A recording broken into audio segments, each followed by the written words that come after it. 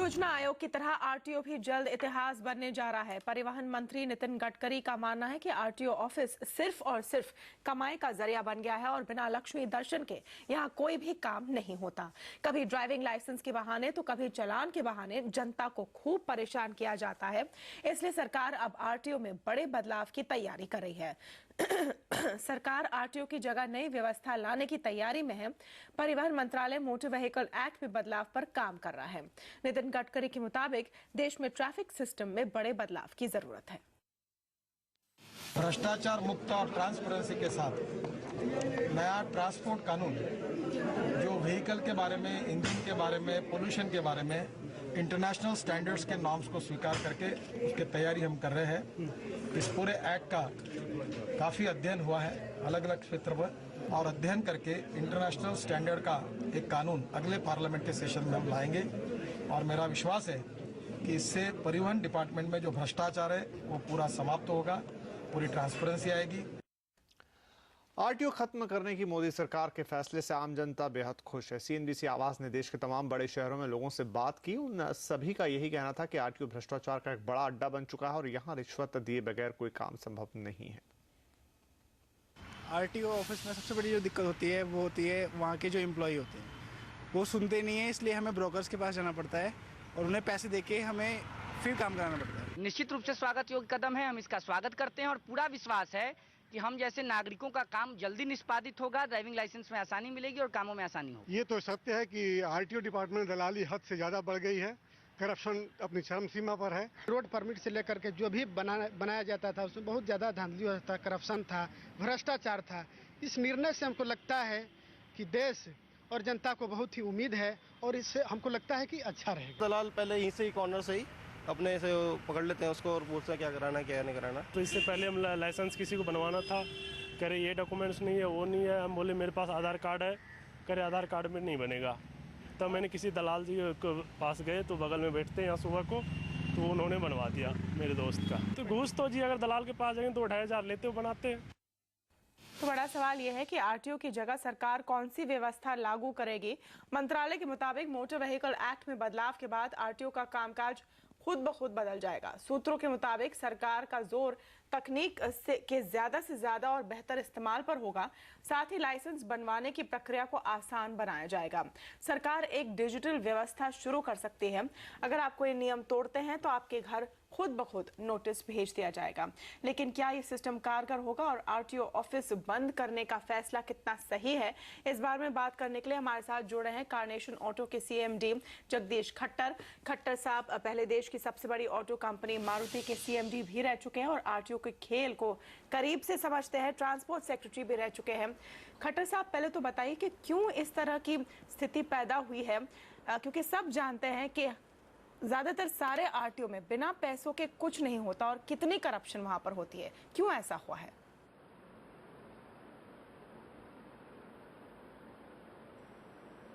देखिए, एक चीज़ है कि हमारा जो मोटर व्हीकल एक्ट है वो गवर्नमेंट ऑफ इंडिया करती है और जो इसका कंट्रोल है वो स्टेट गवर्नमेंट के पास होता है।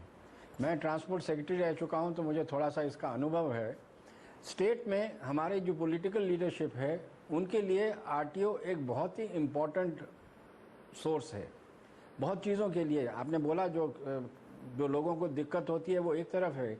हमने तो देखा था और हमने रोकने की कोशिश की थी कि जो आपकी पॉलिटिकल रैलीज होती हैं, हज़ारों लोग आते हैं, वो सब आरटीओ की ड्यूटी होती है कि वो सब ट्रक्स का इंतज़ाम करें, बसेस का इंतज़ाम करें और ज़्यादा से ज़्यादा अगर देते भी हैं तो खाली पेट्रोल का खर्चा देते हैं। So the point I am making is कि इसमें बहुत ही वेस्टेड इंटरेस्ट है। ये खाली आरटीओ के नहीं हैं, इसमें पॉलिटिकल हैं, सोशल हैं, सब लोग मिले हुए हैं।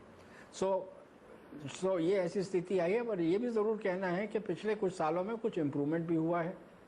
जैसे आपका रजिस्ट्रेशन पहले हर साल होता था, अब जब आप नई गाड़ी लेते हैं तो 10 साल के लिए इकट्ठा हो जाता है वगैरह वगैरह। तो कुछ इम्प्रूवमेंट हुआ है लेकिन बहुत ही इसमें कमी है। वो जो कहा गया है कि इसको में इम्प्रूवमेंट करेंगे ये बहुत ज़रूरी है, लेकिन देखना ये है कि आरटीओ के जो फंक्शन हैं वो कहीं नहीं जा सकते हैं। उसमें आप उसका प्रोसेस ठीक कर सकते हैं, बाकी चीज़ कर सकते हैं। जैसे अगर आपको लाइसेंस लेना है, ड्राइविंग लाइसेंस, वो डिजिटल थोड़ी हो सकता है, वो तो किसी को टेस्ट लेना पड़ेगा और आप उसको आउटसोर्स कर सकते हैं, बाहर की एजेंसी को दे सकते हैं, लेकिन टेस्ट तो देना पड़ेगा, लाइसेंस लेना पड़ेगा। आपका PUC सर्टिफिकेट है, चलिए वो भी आउटसोर्स दे दें। जो कमर्शियल व्हीकल्स हैं उनका फिटनेस सर्टिफिकेट वो ठीक है या नहीं है, उनको हर साल कराना पड़ता है, वो कौन करेगा? आउटसोर्स कर देंगे। हमें तो डर ये है कि जब आउटसोर्स ज़्यादा हो जाता है तो उसमें भी प्रॉब्लम शुरू हो जाते हैं। जो गडकरी साहब ने कहा है कि ये एक ऐसा विभाग है जिसमें इम्प्रूवमेंट की बहुत ज़रूरत है, इसमें कोई शक नहीं, और इसमें एक्ट चेंज करेंगे, उसके बगैर हो नहीं सकता, लेकिन वो क्या नया लाएंगे वो देखना पड़ेगा। तो खट्टर साहब, यहाँ पर कुछ क्या हम ऐसा होता हुआ देखेंगे जैसे हमने पासपोर्ट में देखा? पासपोर्ट बनवाने में भी पहले बड़ी धांधली थी, वहां भी एजेंट आते थे और बहुत पैसा चलता था, लेकिन अब ई-पासपोर्ट सिस्टम आ गया, पहले से काफी बेहतर हो गया। तो कुछ वैसे ही खाके पर ये भी जाएगा? क्योंकि जैसा आप कह रहे हैं कि ये व्यवस्था तो नहीं बंद हो सकती, RTO का जो काम है वो तो बंद नहीं होगा, सिर्फ व्यवस्थाएं बदलेंगी, करप्शन कुछ हद तक कम करने की कोशिश होगी शायद।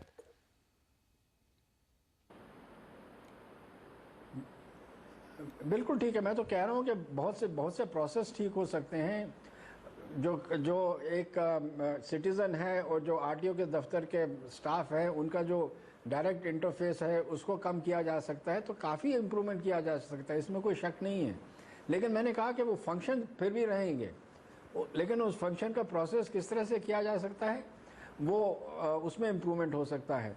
लेकिन मुझे खाली ये देखना है कि देखिए, सरकार सेंटर में तो कह देगी कि हम ये करेंगे, इसका इम्प्लीमेंटेशन स्टेट में होता है। अब गडकरी साहब स्टेट के मिनिस्टर्स को ऑन बोर्ड लाएंगे, उनको मनाएंगे कि ये करना है, क्योंकि लॉ एक तरफ है, एग्जीक्यूशन इम्प्लीमेंटेशन दूसरी तरफ है। और अगर स्टेट से पूरा योगदान नहीं मिला, और मैंने कहा कि जैसे स्टेट में ये बहुत ही ल्यूक्रेटिव विभाग माना जाता है और बहुत से लोग तो जो मिनिस्टर इसी के लिए बनना चाहते हैं, वो किस तरह से इम्प्लीमेंट करेंगे वो भी आगे देखने की जरूरत होगी। यानी आप कह रहे हैं कि काफी रेजिस्टेंस मिलेगा इस सुझाव को राज्य सरकारों की तरफ से। केंद्रीय सरकार चाहे इसको पुश करने की कोशिश करे, लेकिन इम्प्लीमेंट तो स्टेट लेवल पर होना है। तो किस तरह से इस पॉलिटिकल ऑपोजिशन को हटा सकती है मोदी सरकार? क्या करना होगा ताकि राज्य सरकार भी मान ले कि ये व्यवस्था बदलनी चाहिए?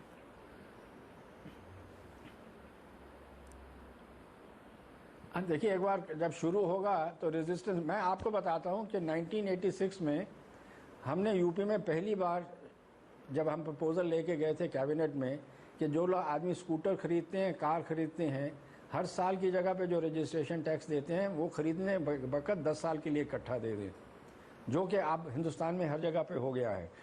लेकिन उस वक़्त कैबिनेट में मुझे इतनी दिक्कत हुई कि सब जो RTOs थे वो सब मिनिस्टर्स के पास जाके उन्होंने लॉबी किया हुआ था। तो जैसे कहा है कि स्टेट्स में रेजिस्टेंस होगा, लेकिन क्योंकि अब थोड़ा सा वातावरण बदल रहा है, आजकल गवर्नेंस की चर्चा ज़्यादा है, 20 साल पहले नहीं होती थी, लेकिन फिर भी कहीं कहीं पर गवर्नमेंट ऑफ इंडिया को ट्रांसपोर्ट मिनिस्टर्स के साथ, चीफ मिनिस्टर्स के साथ और एक पब्लिक ओपिनियन क्रिएट करना पड़ेगा कि उनको चाहिए। तो ये थोड़ा सा पब्लिक रिलेशन, नेटवर्किंग बताना ये ज़रूरत पड़ेगा, क्योंकि स्टेट इतने जल्दी, सब स्टेट इतने जल्दी एग्जीक्यूट मेरे ख्याल में नहीं करेंगे। बिल्कुल, बहुत बहुत शुक्रिया जगदीश खट्टर साहब हमसे बात करने के लिए और इतना डीप पर्सपेक्टिव शेयर करने के लिए। तो यहाँ पर एक बड़ा प्रोजेक्ट, एक बड़ा मूव है विपिन, लेकिन पॉलिटिकल प्रेशर पड़ेगा। साथ में ही जैसे आपने पासपोर्ट का बहुत ही अच्छा एग्जाम्पल दिया, अगर आप सिस्टम को ही सिंपल कर दें तो लोग एजेंट के पास जाएंगे नहीं, शायद खुद ब खुद व्यवस्था बदल जाएगी जब आप डिस्क्रेशन हटा देंगे। मुझे भी यही लगता है कि यहाँ RTO विभाग बंद कर दिया जाएगा, ये बोलने से बेहतर होगा कि आप सिस्टम को यहाँ पर सिंप्लीफाइड करेंगे, ज्यादा से ज्यादा डिजिटाइजेशन लेकर आएंगे और बीच के जो अवरोध हैं, जो एजेंट हैं और ये सब, इन्हें हटाने की कोशिश करेंगे RTO से।